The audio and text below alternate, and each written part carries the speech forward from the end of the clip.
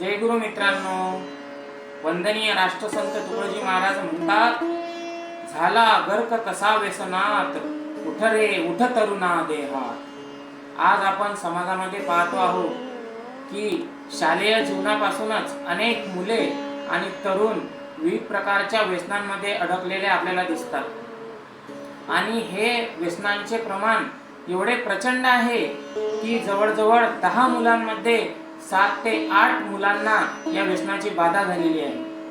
परंतु एवढी भयान परिस्थिती समाजाची असताना सरकार सुद्धा या गोष्टीकडे गांभीर्याने बघत नाही. ही समाजाची परिस्थिती बदलण्यासाठी मला असं वाटते की शालेय जीवनामध्येच व्यसन निर्मूलन हा विषय सक्तीचा असला पाहिजे.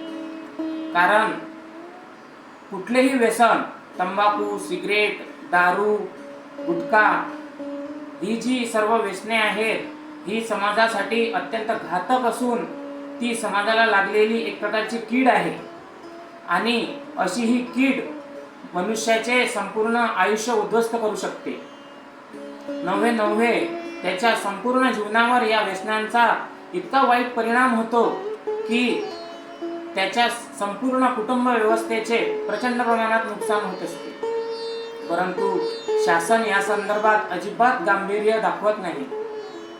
काही सामाजिक संस्था अशा प्रकारच्या व्यसन निर्मूलनाच्या संदर्भात कार्य करताना आपल्याला दिसतात, परंतु त्यांच्या कार्याला सुद्धा काही मर्यादा आहेत. त्याचप्रमाणे आज रोजी महाराष्ट्रामध्ये श्री गुरुदेव सर्वांगीण सुसंस्कार बाल सुसंस्कार शिबिरांच्या मार्फत मुलांना सुसंस्कारित करण्याचे कार्य अगदी जोमाने सुरू आहे. परंतु हे कार्य जरी अत्यंत चांगल्या प्रकारे सुरू असले आणि तेथे मुलांना योग्य प्रकारे जीवनावश्यक मूल्यांचे मार्गदर्शन होत असले तरीही या गोष्टीला काही कालमर्यादा असल्यामुळे तेथून बाहेर पडणारी मुले नित्यानेच व्यसनांपासून दूर राहतील असे आपण ठामपणे सांगू शकत नाही.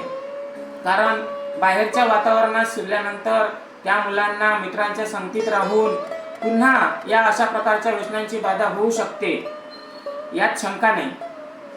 परंतु मला असे वाटते की सरकारने या व्यसनांच्या संदर्भात ही जी व्यसने तरुणांमध्ये आणि लहान मुलांमध्ये प्रामुख्याने जास्त प्रमाणामध्ये वाढलेली आहे त्या संदर्भात गांभीर्याने विचार करायला पाहिजे.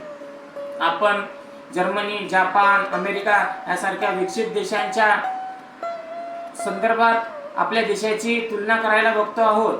आपण आपली आर्थिक समृद्धी त्या देशांच्या प्रमाणे नेण्याच्या दृष्टीने विचार करत आहोत. परंतु आपण एक गोष्ट विसरतो की जपान सारखा देश हा एका विशिष्ट चाकोरीबद्ध शिस्तबद्ध पद्धतीने त्या देशाचे नियोजन आणि आर्थिक उन्नती करीत असतो. कारण त्या देशामध्ये प्रत्येक गोष्टीचा रूट कॉज शोधून त्या रूट कॉज म्हणजेच एखाद्या वाईट गोष्टीचा परमनंट इलाज करण्याच्या दृष्टीने प्रयत्न केले जातात. परंतु आपल्याकडे तसे दिसत नाही. कारण आपण काय करतो, व्यसनांच्या संदर्भात गुटखा, दारू, सिगारेट हे विक्रीस बंदी करतो, मात्र त्यावर कायमचा तोडगा आपण कधीच काढत नाही. कारण शासनाला केवळ शासनाचा जो महसूल आहे आणि जी भांडवलशाही आर्थिक उन्नती आहे त्या दृष्टीने शासन नेहमी विचार करत असते. परंतु या सर्वातून शेवटी समाजाचे अतोनात नुकसान होत आहे.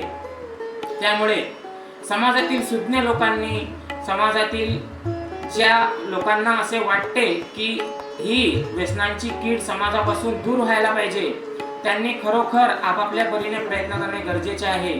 अन्यथा आपल्या देशातील ही तरुण पिढी एका प्रकारच्या अत्यंत वाईट प्रवृत्तीकडे ओढली जात आहे.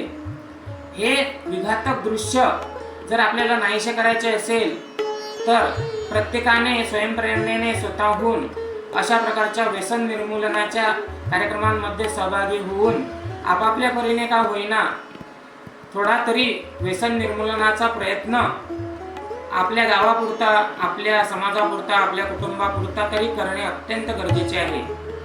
कारण आपल्याला कधी कधी असे पाहायला मिळते की पालक सुद्धा आपापल्या लहान मुलांना दुकानातून गुटखा, तंबाखू, सिगारेट अशा वस्तू विकत आणायला सांगतात. याचा काय बरे परिणाम होत असेल त्या मुलांवर? कालांतराने त्या मुलांनाही अशा प्रकारचे व्यसन जडते आणि आपण आपल्याच कुटुंबामध्ये एक प्रकारची व्यसनाधीनता पसरवत असतो. म्हणून माझी सर्वांना विनंती आहे, सर्व तरुणांना, सर्व लहान मुलांना आणि सर्व सुज्ञ माझ्या गुरुबंधूंना, की नित्यनेमाने थोडा तरी का होईना पण आपण व्यसन निर्मूलनाच्या संदर्भामध्ये प्रयत्न करणे गरजेचे आहे. जय गुरु.